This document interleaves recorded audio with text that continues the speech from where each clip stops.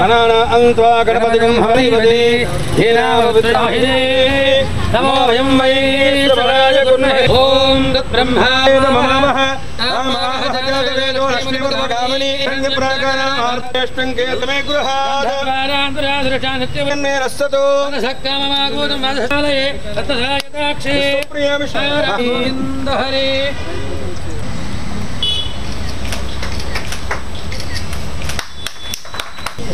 Kada? Should be aware of what is generic. Okay?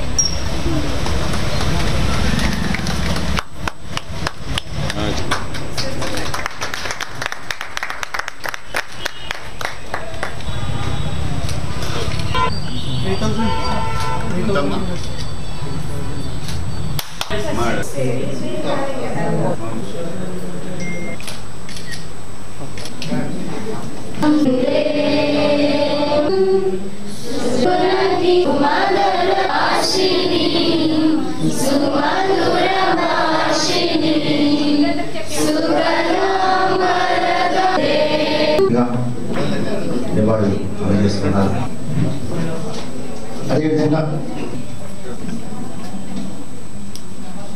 జ్యోతి ప్రవక్షాలి చాలా 2 years course ఫ్రీగా వారికి చదువు చెప్పి free accommodation, free hostel, free food, double bed cards. అలాగే మొన్న వచ్చినప్పుడు ఇక్కడ 2 పిల్లలు తల్లి తండ్రి ఇద్దరు లేని వారిని ఐడెంటిఫై చేసి వారు ఇప్పుడు ఈ నర్సింగ్ చదివినా బిఎస్సి నర్సింగ్ చదివినా వాళ్ళకి ఫ్రీగా చేస్తానని ఇక్కడ వాళ్ళకి ప్రామిస్ చేసి వెళ్ళడం జరిగింది. ఈ red cross institute 10th class students వచ్చేవారు. 2016 డిప్లొమా కోర్స్ అని పెట్టారండి.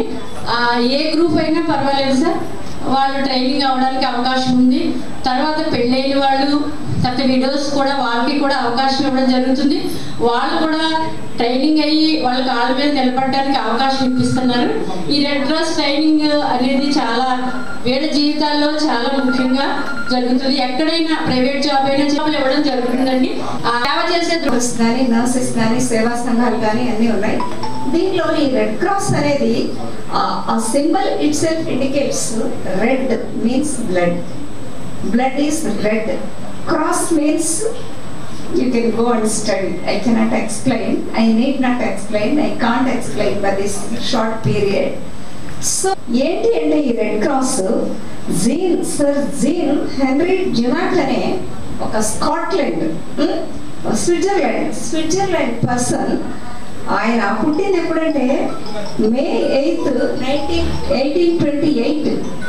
ఎన్నేళ్ల క్రితమో, ఆల్మోస్ట్ ఎంత 160 years బ్యాక్. కాబట్టి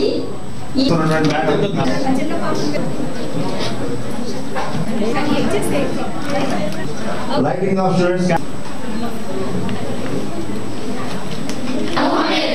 నా జీవితమును పవిత్రముగా ఉంచుకొనుటకు నా వృత్తి యందు విశ్వాసముగా ఒప్పందపడుచున్నాను. నేను విసర్జించదను. అపాయకరమైన ఏ మందు రోగులకైనను వాడను. నా వృత్తికి సంబంధ ఉద్యోగ ధర్మంలో నాకు తెలియవచ్చు వ్యక్తిగత విషయములను, కుటుంబ వ్యవహారములను అధిగూఢంగా ఉంచగల సహాయ మనుషులకు పడుచున్నాను. టోటల్ మార్క్స్ లో ఫస్ట్ వచ్చింది. 1130 మార్క్స్ 2 years లో 1120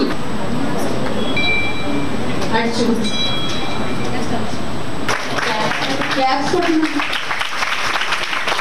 లాగా బిహేవ్ అయ్యి ఉంటారు. ఇంటర్మీడియట్ ఎస్ఎస్సీ పాస్ అయ్యి వచ్చి ఉంటారు. స్టూడెంట్ మైండ్ సెట్లో ఉంటారు.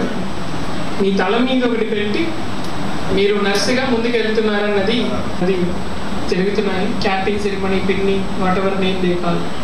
సో ఈ రోజు నుంచి you should realise your responsibility. అంటే నేను స్టూడెంట్ కాదు, నేను నర్సుగా నా ప్రొఫెషన్లో తొలి అడుగులు నేను వేస్తున్నాను. తొలి అడుగుల నుంచి నేను ఎంత సిన్సియర్గా ఉండాలా అన్నది మీకు గుర్తు చేయడానికి ఒకటి. నార్మల్గా మీ డ్రెస్ వైట్ డ్రెస్ ఉంటే వైట్ డ్రెస్లో ఇంకా చాలామంది కూడా ఉంటారు, కానీ ఈ నర్స్ క్యాప్ అన్నది it is unique to your profession. You should understand that.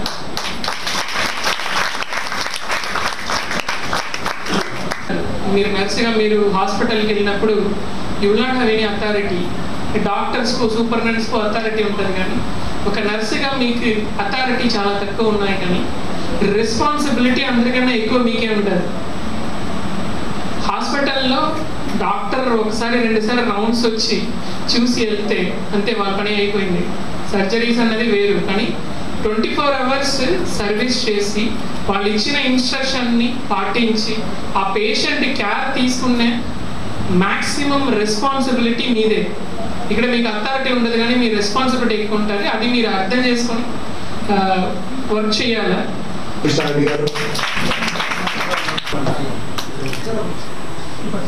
Doctor గారు డయాలసిస్ మిషన్ లేదు, వాళ్ళిద్దరిని కూడా వారు కూడా ఒక డయాలసిస్ మిషన్ ని మీరు చేసిన చాలా సంతోషం సార్. ఆస్ట్రేలియా రావడం, మన జిల్లా వాసులు రావడం, ఇక్కడ జాబ్ చేయడం మనం చాలా గర్వించాలి. ఎందుకంటే మనందరం కూడా ఆవిడ పరమేశ్వరుడు ఇంకా సేవ